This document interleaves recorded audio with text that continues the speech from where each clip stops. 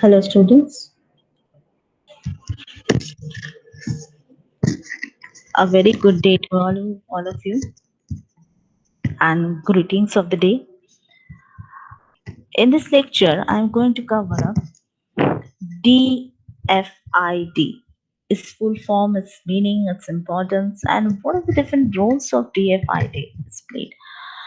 This DFID, actually, the meaning and its importance. Let us have a look.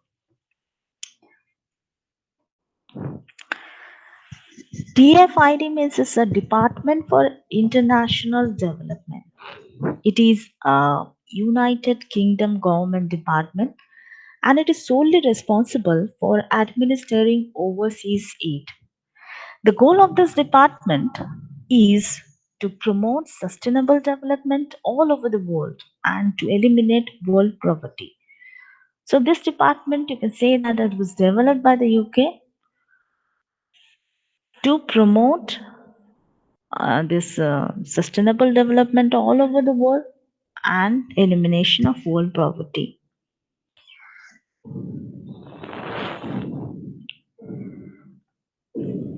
DFID, it is headed by the United Kingdom's Secretary of State for International Development. DFID, it was described as an international development leader in times of global crisis. DFID's main areas of work are education, health, social services, water supply, and sanitation. Government and civil society, economic sector also, like including infrastructure, production sectors, and developing, planning, etc. Environment protection, research, and humanitarian assistance.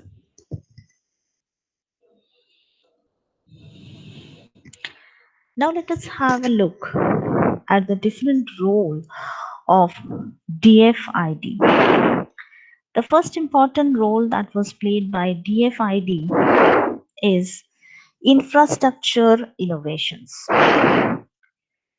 DFID has always played an important role in creating new infrastructures all over the world.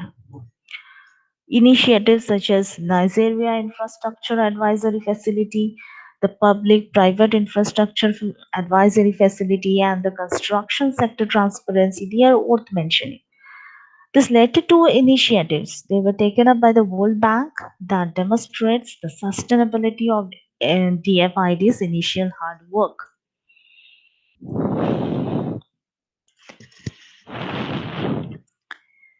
The next role that is very important, that is private sector infrastructure.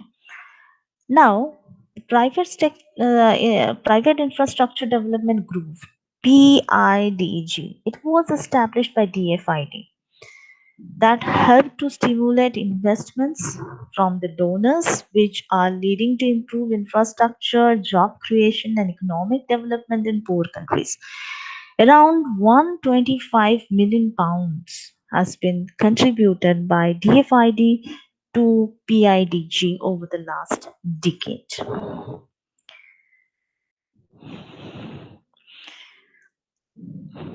DFID also increases annual funding of the group in the period of 2013. It was also in line with DFID's rising budget. So, in the early date, DFID they complete its consideration as to how the model could be replicated in the agricultural sector, where the need for infrastructure is particularly very acute. So these are the some of the contributions that it played in the private sector infrastructure. The third one is very important, which is water research.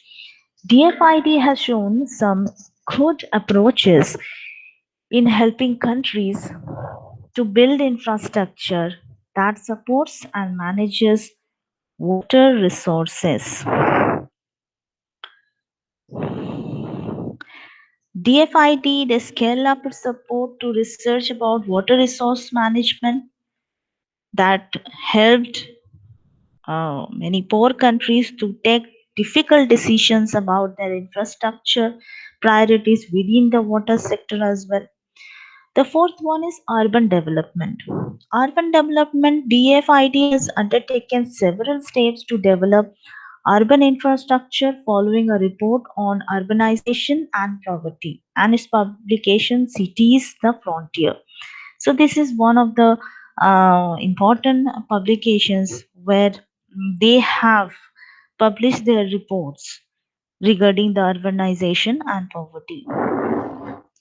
So DFID, they have also implemented the committee's recommendation to support the research into urban poverty through its funding of the International Growth Center's research on urbanization and infrastructure as well. The fifth one we will see that which is very important. It is regional infrastructure development.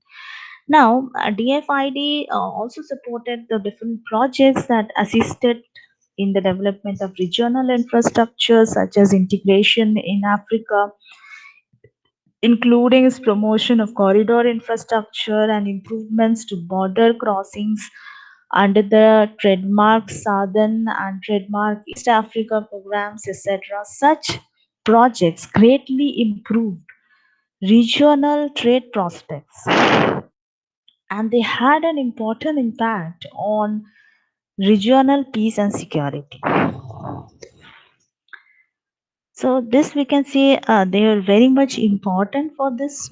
So DFID, they carefully evaluated individual elements of success also within these programs, and it has seen that it is possible to replicate them elsewhere in Africa. So these are the important steps that were taken up by DFID for regional infrastructure development. The last one, if you are talking, it is related to multilateral development banks and infrastructure. Now, DFID is basically, you can say, is one of the largest contributors to the European Union, the World Bank, and the African Development Bank, and also it makes a significant contribution to the Asian Development Bank. The Secretary of State, before moving on to this, I just like to elaborate some points here. That is, the Secretary of State for International Development, they has pledged to get value for money, and this also applies as much to multilateral as we can say that it does to bilateral expenditures. So many important developments are there, we can say, related to the important roles and of TFI that is played. So we can say that it's a very important department, crucial department, and more or less after seeing the roles and responsibilities or whatever the track record of DFID, that it was successful in its um, development roles, whatever was assigned to this department by United Kingdom. So it is a good one, and focus should be kept in more and more other areas, also more and more other problems that are being faced in all the different underdeveloped parts of different countries, and to eliminate poverty as well. So we will be looking forward for all these development activities from DFID in the future. So thank you for this session, for being with me and hearing about the different roles and responsibilities. Now, in our next lecture, we're going to have our look at the capital market. Like we talked about money market, we talked about the different characteristics of money market. We also talked about the different instruments, money market instruments, and we looked into the details of the different characteristics of money market instruments as well. And now it's a time to have a look at the capital market, its introduction, what is the capital market, what is its role, its significance also, and the capital market instruments. So that's all for now in this lecture. See all of you in the next lecture where we will be discussing about capital market. Thank you everyone.